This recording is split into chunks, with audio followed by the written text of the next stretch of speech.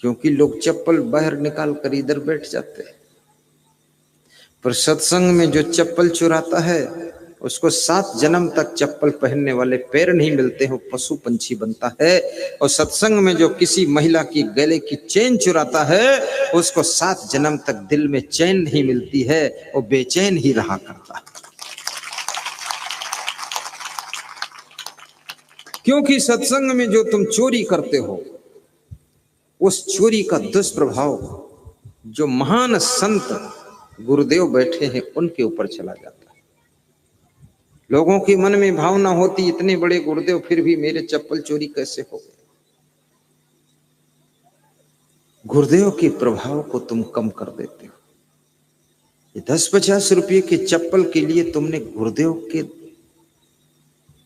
Impression को खत्म कर दिया। गुरुदेव के प्रति लोग आस्था लेकर आए हैं, महिलाएं सब आई हैं श्रद्धा लेकर, अगर इनकी चैन गायब हो जाए तो गुरुदेव का प्रभाव कम हो जाता है। और जिसके कृत्य से, जिसके कार्यों से, जिसकी एक्टिविटी से गुरुदेव के प्रभाव में बाधा पड़ने लग जाए तो याद रखना उसको 7 जन्म तक प्रभावहीन जिंदगी जीना पड़ता है, उसका प्रभाव 7 जन्म तक रहता ही नहीं।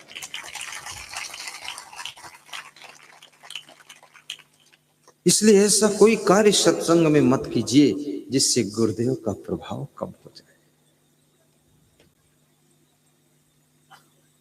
यदि किसी की रुपये गिरे हुए मिल जाए, व्यास गादी पर लाकर अनाउंस करवाइए किसी का,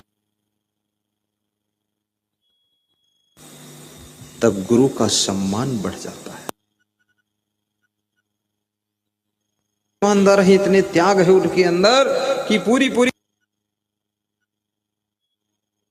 अनाउंस करवा के हमको दे दिया, पूरा मोबाइल मिल गया। क्या याद रखना, जिंदगी में एक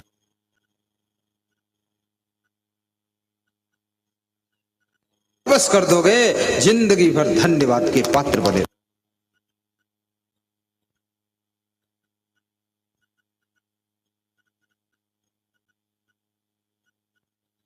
चोरी करके घी भी मत खाना। कितने लोग घी चुरा के खा लेते हैं। जो चोरी करके घी खाता है, घर में भी चुरा के नहीं खाना है, घर में भी सब खुल्लम खुल्ला खाना है। राजेंद्र तुम धन्य हो, आज से तुम ऐसा सिखाओगे सबका घी खत्म ही हो जाए कर ले। धन्यवाद है। चुपके से चुरा कर जो घी खाता है वो बिना हाथ धोए घी निकाल लेता है, और फिर जूठे हाथ से भी घी निकाल लेता है।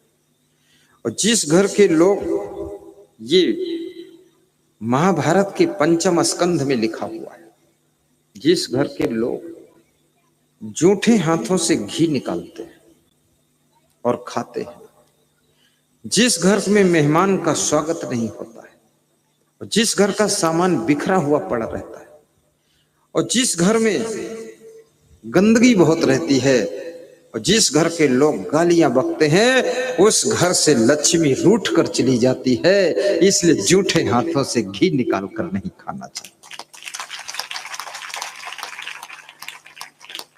सफाई शुद्धता रखो। भागवत का, वो महाभारत का 5वां स्कंद समझा रहा है।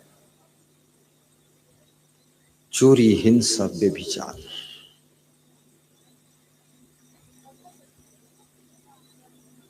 सदाचारी बनो, व्यभिचारी मत बनो।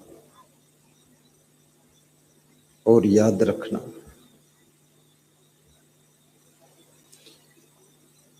ये आपका शरीर, आपकी इंद्रियां, आपका मन, जितना इसको चंचल बनाओ उतना ये चंचल होता चला जाता है।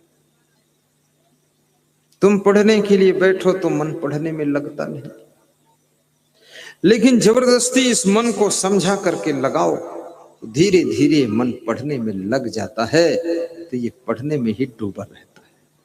कोशिश कीजिए अभी भी मैं पढ़ने के लिए बैठता हूं, श्लोक पढ़ता हूं, दोहे पढ़ता हूं, चौपाइयां पढ़ता हूं, और पढ़ने में मन बहुत लगता है। दुनिया में लोग कहते हैं पढ़ना बहुत कठिन है, लेकिन मैं कहता हूं पढ़ना बहुत सरल है और पढ़ना बहुत सुखदाई है। पढ़ने से ज्यादा पवित्र काम और है क्या?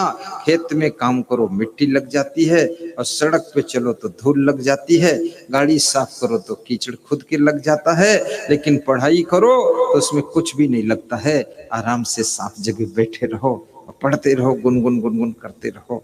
इसलिए पढ़ा करो।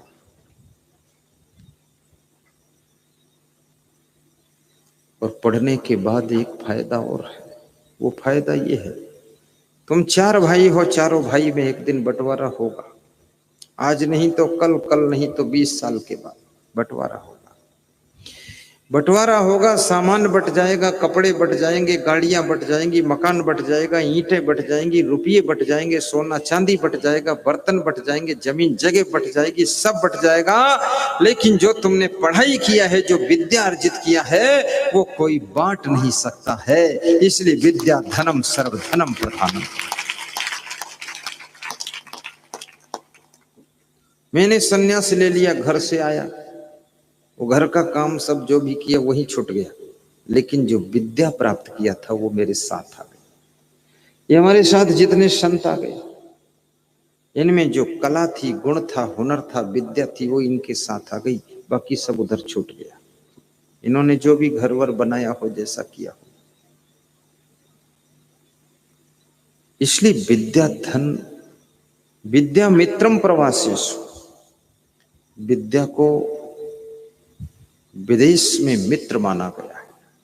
तुम विदेश जाओ, तुम्हारा थैला खो सकता, मोबाइल खो सकता, पैसे खो सकते, सामान खो सकता, आइडेंटिटी कार्ड खो सकता, लेकिन तुम्हारी बुद्धि और विद्या और कला ये नहीं खो सकती है। और जिसके पास विद्या बुद्धि कला है, वो व्यक्ति का सब कुछ खो जाए लेकिन फिर भी रास्ता निकल आता है।